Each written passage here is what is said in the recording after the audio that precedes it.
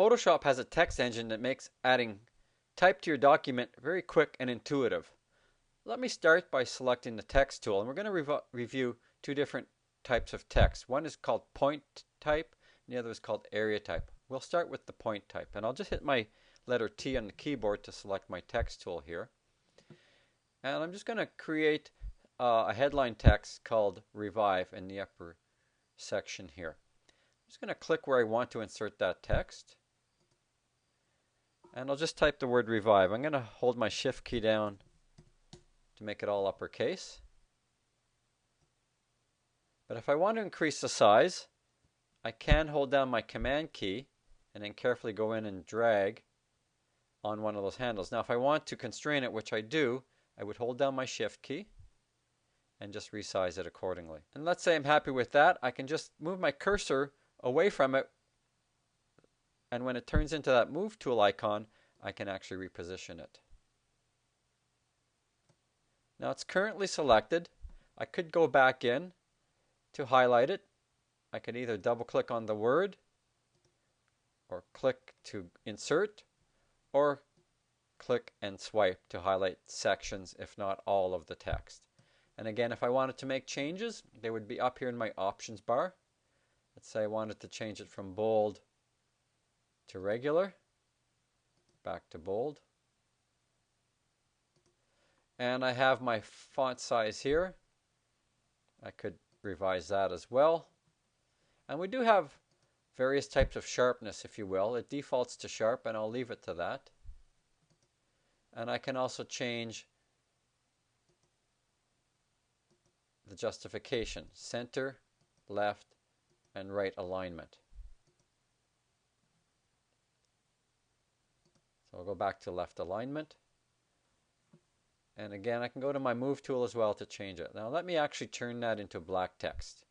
So let's say I've deselected, I've changed to another tool. I can actually go back and highlight the whole body of text in that text layer by going to the text icon in my layers. And you'll notice here that once I created that text, it did generate its own layer, and it's a custom type layer. It's a text layer. If I double click on the icon, I highlight everything that's in that body of text on that layer. And what I want to do here is actually change the color. I can go up to the color chip right up top here, click on that, and I have the option of selecting colors in the color picker, or in fact selecting a color off of my image. So I could actually go in here and choose maybe green or even the black. Once I'm happy with that, I just click OK. And again, if I go to my Move tool, I can revise that position and place it anywhere I like. Now I'm going to add another bit of text in here, again using the point type method, which is simply clicking on a spot where I want to include my text. So I will go to my text tool and select it. And before I do anything else, I'm going to actually grab some text off of this little note by double clicking it. And I'll just get you to highlight the top two lines, select those and copy them. And I can hide this with the double arrow. And click on my insertion point. So I'm just going to put some text just below this headline area right here. So again, I'm using point type, so it's just clicking on the screen, and I can see my insertion point flashing there. I'll just paste that text in now. Now the thing again with point type is that it all appears on a single line. So if I do want to do line breaks with my text tool, I need to go in, create the insertion point by clicking and literally hitting my return key on my keyboard, as you can see here. Now let's say I want to make some changes to these two lines, such as the space between the lines, which is called leading, and so on. I wouldn't need to highlight all the text I want to affect the change to. Now I want to do the whole thing, so I will go back over to my layers, double click on the text icon for that text, which highlights it. Now I'm going to go up to my paragraph panel right here and turn it on. And it's actually the character and paragraph panel, but most of this stuff you see here, but not all, is available in my options panel.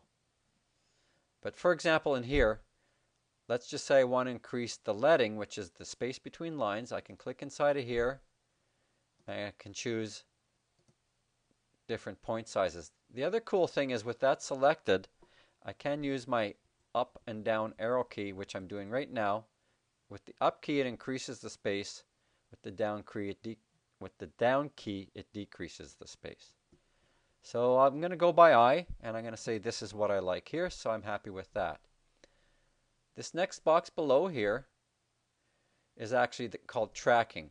If I highlight that, I can actually increase the space between characters.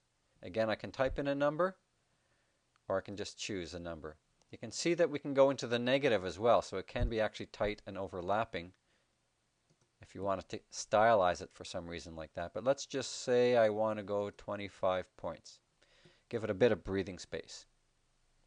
Now this box over here is the kerning box, and I actually need to click in between the letters to change the kerning. The kerning is space between the two characters. And again, it's very subtle here, but if I wanted to change space between letters, I would simply put my insertion point between the two letters and then make some changes in this insert box right here.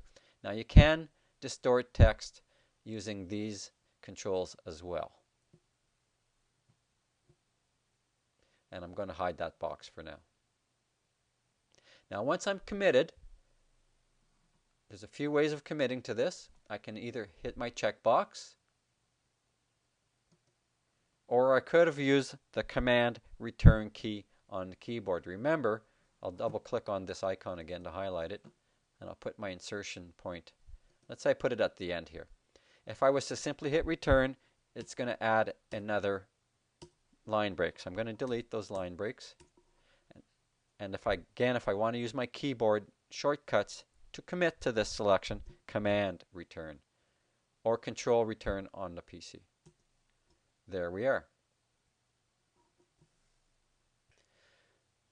Now I just want to refine my selection here again. I want to increase the size, and I want to show you how you can go in and isolate specific areas within your text line to make unique changes. So I will go back to my text layer and double click on the text icon to highlight it, and holding my Command key down I get the resize icons appearing, and I'm going to hold my Shift key as well to constrain that. And let's say I want to make it that big. Now again, the beauty of resizing text in Photoshop is that the text is vector based, therefore it's infinitely resizable and will always maintain its sharpness no matter what size you make it. Now if I want to commit to this change, again I can either use the check mark or I could go Command Return. So at this time I'll use the checkbox. Now I do want to go in, as I said, and customize one specific letter. Let's say I want to change the word sanity. I can go in here. As you can see, when I roll over it, the cursor changes. I can double click on the word and I can go make my changes. I can change the color. Say I want to make it this bright orange. Actually, make it a bit darker.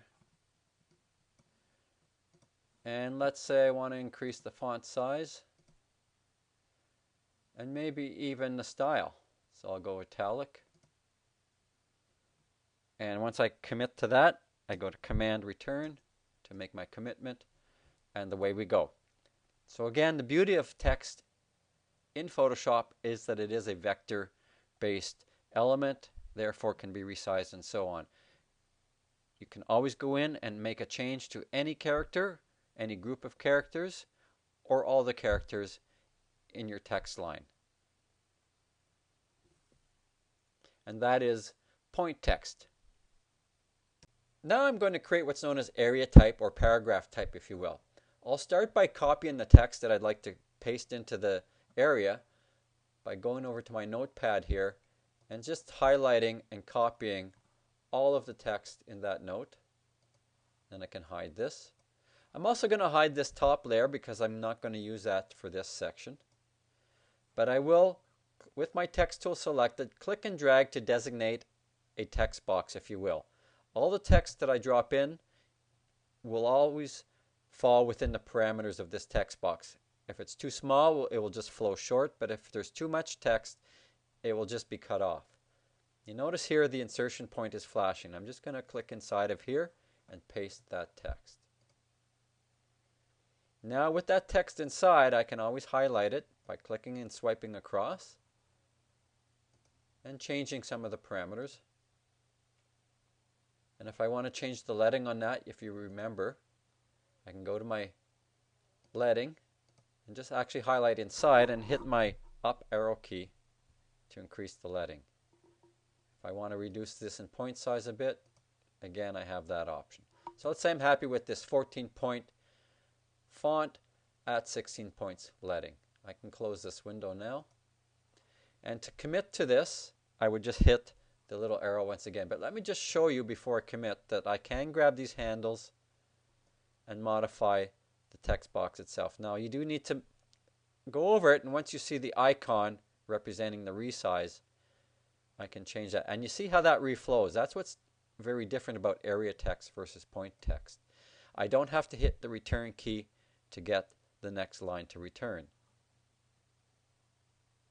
And you can see here I can maneuver that text box and change the dimensions, as well as moving away from it, as you can see here, and moving the whole box all at once. And again, this is known as area text or paragraph text. And it does allow me to go in and isolate areas, change them as I see fit. Not a problem. Once again I want to commit to that, I can hit the little checkbox. So for this exercise, I'd like you to try both point text and area text using the provided text in the little note pad, if you will, and that will be your text assignment.